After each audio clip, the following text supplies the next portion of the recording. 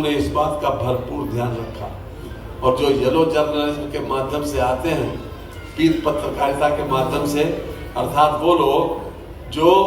किसी न किसी रूप में किसी की बखिया उधेड़ने में, किसी को बहुत बड़ा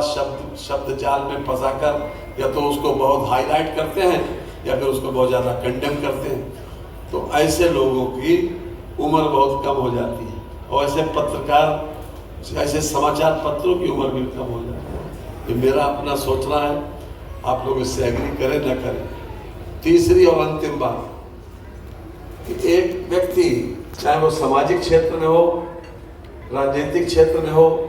या फिर किसी भी, मतलब ऐसा व्यक्ति हो कि जो समाज में चर्चित हो, आप उसकी 10 साल, 20 साल, 30 साल जिसने बड़ी भारी तपस्या करी हो और तब उस मुकाम पर आदमी पहुंचता है, क्योंकि एक घटना से, एक इवेंट से किसी आदमी को इस स्तर की मान्यता नहीं मिलती कि वो जिला लेवल, प्रदेश लेवल या राष्ट्रीय लेवल पर उसको मान्यता मिल जाए, उसकी ख्याति। और आपके समाचार पत्र में एक लाइन भी ऐसी छप जाए कि जो उसके ऊपर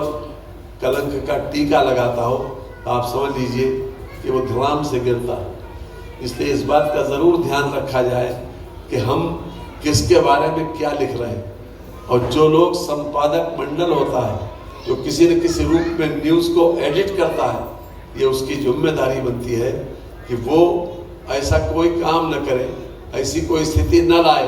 कि जिसमें किसी के चरित्र का हनन हो या फिर किसी को इतना ज़्यादा हाईलाइट कर दे कि जिसे जो वो उस स्तर का भी न हो। अगर आप बैलेंस बनाकर चलेंगे और विचारों के माध्यम से जो दैनिक उपयोग की हमारे जो पाठकों को, जिसकी इच्छा रहती है कि समाचार पत्र में देखें कि हमारे आयुर्वेद से हमारा काय का इलाज हो सकता है, हर चीज़ का अगर कॉलम बांट के चलेंगे, शुरू से ही अगर इस चीज़ को ध्यान में रखें कि जो पाठक चाहते हैं एक बेटर अंडरस्टैंडिंग, पाठक चाहते हैं कि अपने से ज़्यादा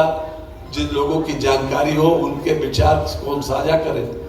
और हर क्षेत्र में साझा करें। खासतौर से जो प्रिवेलिंग क्षेत्र हैं, जो ज़्यादा पॉपुलर क्षेत्र हैं, जो रोज़मर्रा में हमारे काम आते हैं,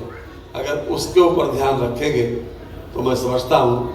कि आपको आगे बढ़ने से कोई रोक नहीं पाएगा। और अगर शुरू से ही आप हंगामा करेंगे, आप किसी के बारे में कुछ भी छाप देंगे ये सोच कर के हमारा अखबार पॉपुलर हो जाएगा, तो वक्ती तौर के ऊपर आप जैसे पानी में कोई बुलबुला उभरता है और उसके बाद फिर पचक जाता है, ठीक उसी प्रकार से होगा। इसलिए हम आपके शुभचिंतक हैं, आपने हमें आमंत्रित किया, इसलिए धन्यवाद। और आप जिन लोगों को सम्मान मिला, मैं उनके प्रति भी आदर व्यक्त करता हूँ। और वो लोग सम्मानित हैं, पहले से ही सम्मानित हैं, आपने उनको और उनके प्रसार